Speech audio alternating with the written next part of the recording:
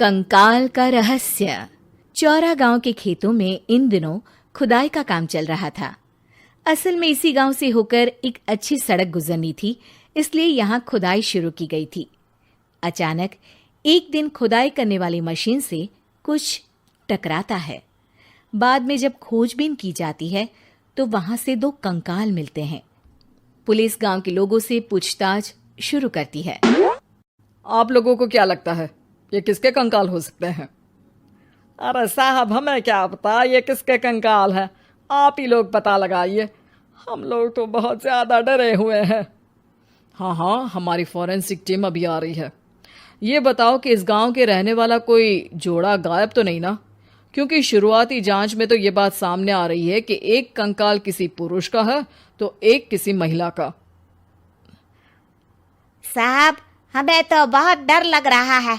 ऐसे कंकाल मिलने का मतलब गांव के आसपास ही किसी की हत्या हुई है या फिर किसी को जलाकर मार डाला गया है।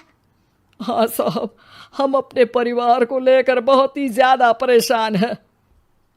देखिए, आप लोगों की परेशानी हम समझ सकते हैं, लेकिन आप लोगों को पुलिस का सहयोग करना होगा, क्योंकि आपके सहयोग के बगैर हम ये पता नहीं लगा सकते हैं कि आखिर ये किसके कंकाल है और इनकी हत्या किसने की।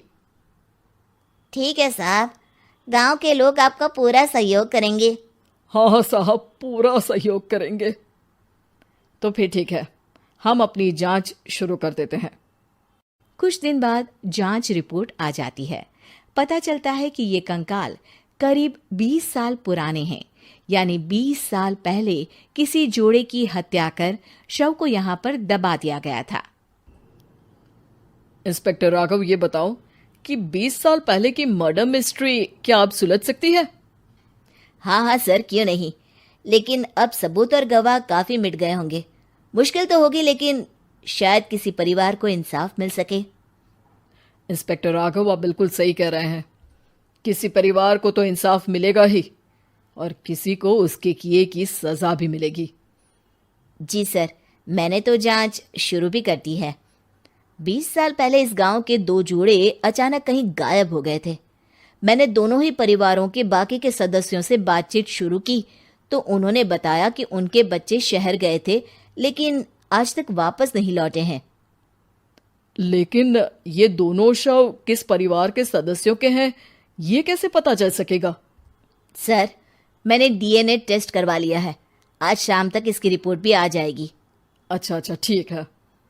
उसी शाम को सर, डीएनए रिपोर्ट के मुताबिक ये दोनों ही लाशें चौरा गांव के रहने वाले प्रधान सुल्तान सिंह के बेटे और बहू की है। लेकिन इनकी हत्याएं किसने की है, ये कैसे पता लगेगा? इसी का तो पता लगाने की कोशिश में जुटा हूं सर। आज सुल्तान सिंह से मिलने भी जा रहा हूं। मेरा बेटा और बहू तो मेरे लिए सिर्फ यादों में ही रह गए थे। हमें उनकी लाशें तक नहीं मिल सकी थी।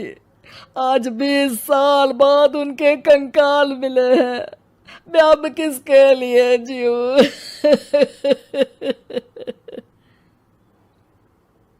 लेकिन सर, क्या आपकी किसी से कोई दुश्मनी थी? अपने बेटे बहू की हत्या के लिए आप किसे जिम्मेदार मान रहे हैं? अब मैं किसका नाम बोलूं? मेरी तो किसी से दुश्मनी नहीं थी, बस मेरे बेटे बहू को कोई वापस ला पाता।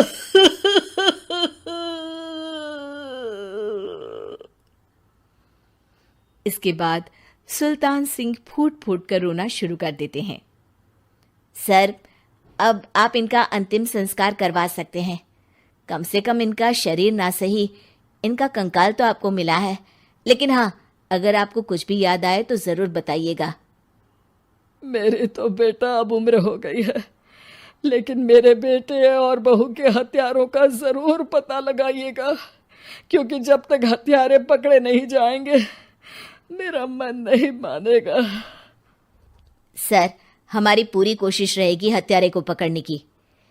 लेकिन एक बात बताइए, उस वक्त आपको किस पर शक गया था? उस वक्त मेरे एक ड्राइवर को पकड़ा गया था, लेकिन सबूतों के अभाव में उसे छोड़ दिया गया था। अच्छा, और ड्राइवर पर कैसे शक हुआ था? क्योंकि उस दिन ड्राइवर छुट्टी पर था। उस समय लेकिन लाश क्यों नहीं मिल सकी थी? उस वक्त पुलिस ने बहुत कोशिश की थी, लेकिन दोनों की डेड बॉडी नहीं मिल सकी थी।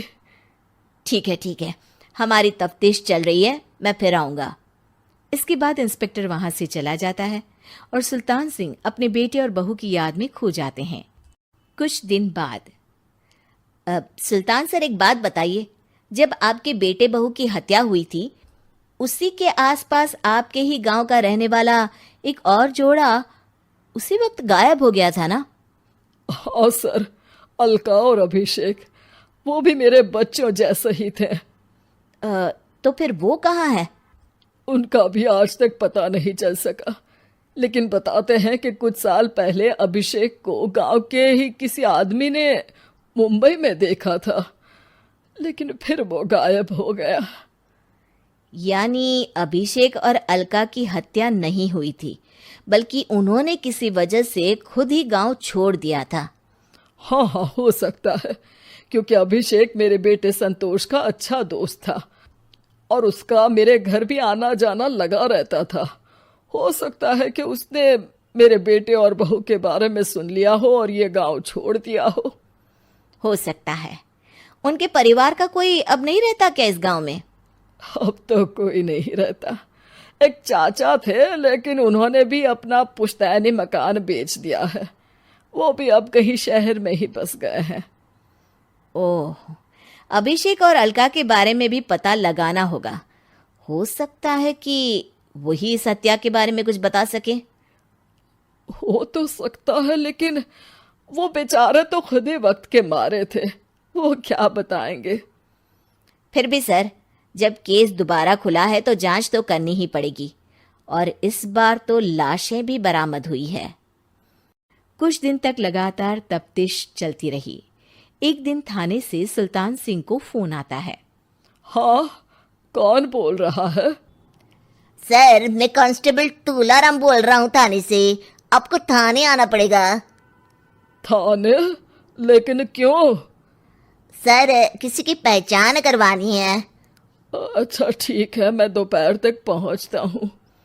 सुल्तान सिंह दोपहर में थाने पहुंचता है। कई पुलिस के अधिकारी वहां मौजूद रहते हैं।